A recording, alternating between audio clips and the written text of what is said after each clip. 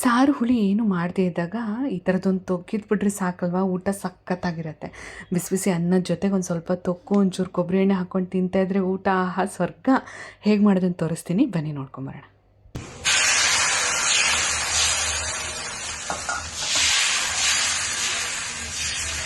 ನಮಸ್ತೆ, welcome to Shivamogga kitchen.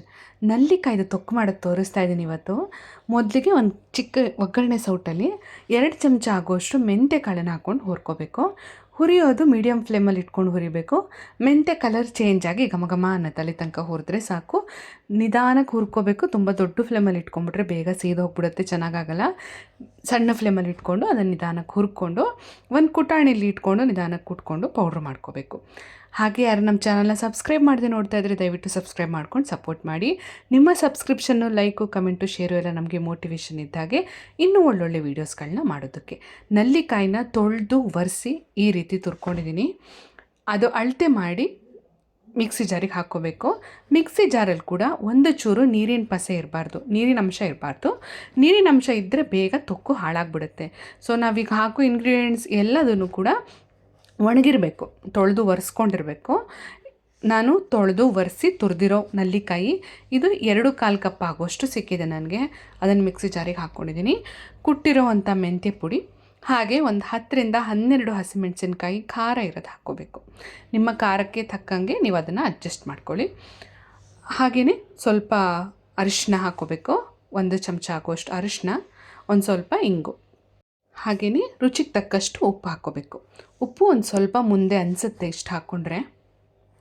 ನಾವು ರುಬ್ಬಿ ಇಟ್ಟ ಮೇಲೆ ಅದು ಒಂದು ದಿನ ಆದಮೇಲೆ ಕರೆಕ್ಟಾಗಿ ಹೊಂದ್ಬಿಡುತ್ತಲ್ವ, ಆವಾಗ ಕರೆಕ್ಟಾಗಿ ಟೇಸ್ಟು ಬ್ಯಾಲೆನ್ಸ್ ಆಗುತ್ತೆ. ಅದಿಷ್ಟನ್ನು ರುಬ್ಕೋಬೇಕು. ಯಾವುದೇ ಕಾರಣಕ್ಕೂ ನೀರಿನ ಪಸೆ ಮಾತ್ರ ಯಾವುದಕ್ಕೂ ತಗೋಗಿಲ್ಲ, ನೆನಪಲ್ಲಿರಲಿ. ಪದೇ ಪದೇ ಅದನ್ನೇ ಹೇಳ್ತಾ ಇದ್ದೀನಿ.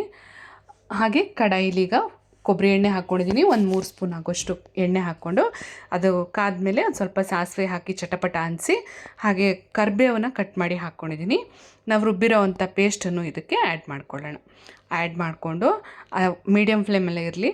ಅದನ್ನು ಮಗ್ಚಿ, ನಲ್ಲಿಕಾಯಿಲಿರೋ ನೀರಿನ ಅಂಶ ಒಂದು ಸ್ವಲ್ಪ ಡ್ರೈ ಆಗುತ್ತೆ.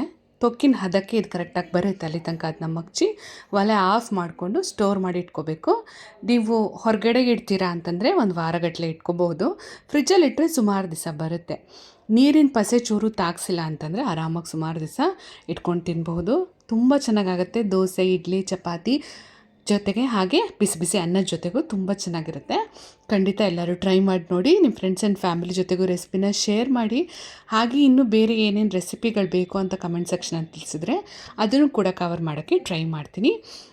Thank you so much. Subscribe ಮಾಡದೆ ಹೋಗ್ಬಿಡಿಪ್ಪ, ಆಗಾಗ ಬರ್ತಾ ಇರಿ ನಮ್ಮ ಮನೆಗೆ.